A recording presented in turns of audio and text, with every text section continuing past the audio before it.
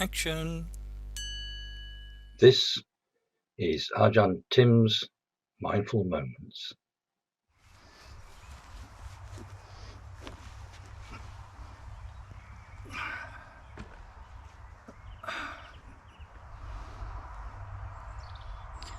You may remember that about a month ago I mentioned something about cultivating emptiness and cultivating an empty space or an empty mind. And this can be fun, actually. This can be an interesting game, and this week's mindful moment I dedicate to a gentleman I met in 1979 by the name of Douglas Harding, who very skillfully pointed out that I didn't have a head. He's written a very famous book on headlessness, on having no head.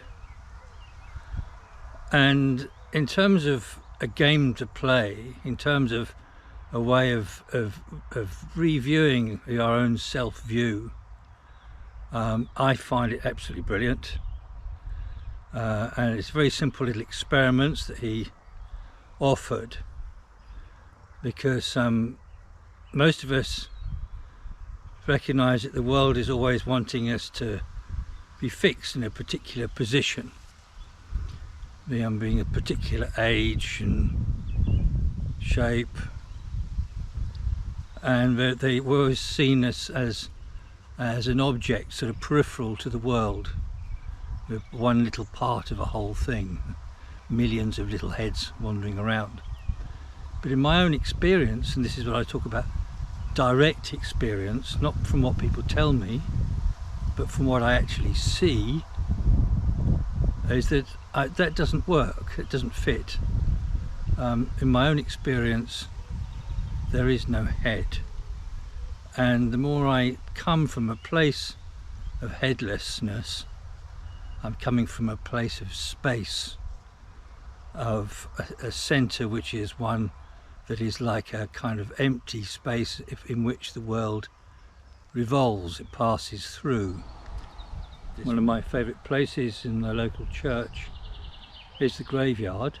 I come here to do my walking meditation from time to time. There's no houses nearby, it stands on its own in the fields and surrounded by headstones. The graveyard is headstones, and it seems like our culture is a little bit obsessed with the head. Headstones.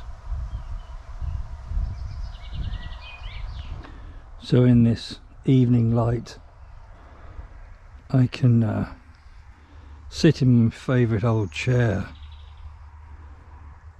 and meditating, reflecting on all these headstones. So just examining my direct experience of being here, me bringing a finger to point at an object. This is my finger, and pointing the headstone. So I have finger, space, headstone. Now, looking at this direction, bringing in the pointer again, they have finger, space, grass.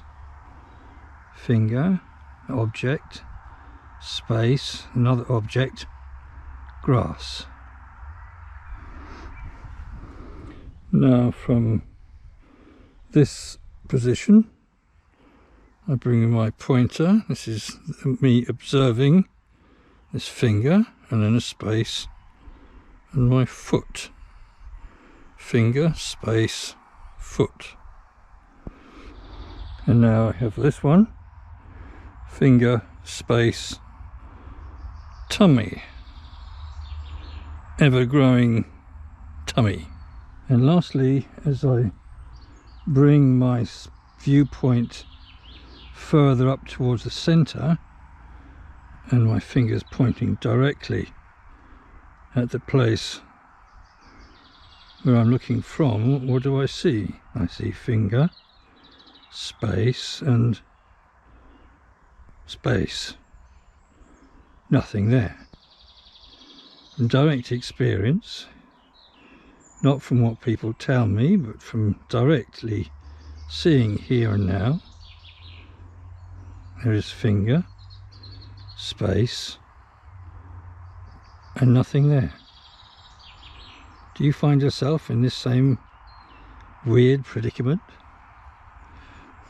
So the world sees me as a being, an object, some old fella sitting in the seat in the graveyard, and yet from my position, as I get up from the old seat and I look around through the headstones and the old trees, the nettles, the broken down wall and the beautiful collapsing old seat, I find empty of me. So as I explore my world, a world in which, instead of the sense of me being in space, there is a sense in which the space is within me, and as I walk, the world passes through me. I become, as Douglas would say, the capacity in which the world arises, empty, accepting, open. There's no barrier between me and the world around me. So as I walk, as I often do, by walking meditation in this section of the graveyard, the heads pass me by, and the one head which is definitely missing is this one I call my own. I am now experiencing myself directly, from first hand, from present evidence, not as a thing, but as the very space in which my world arises.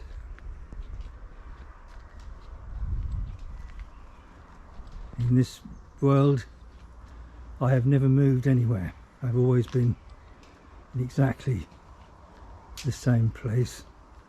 It's the world that moves within me.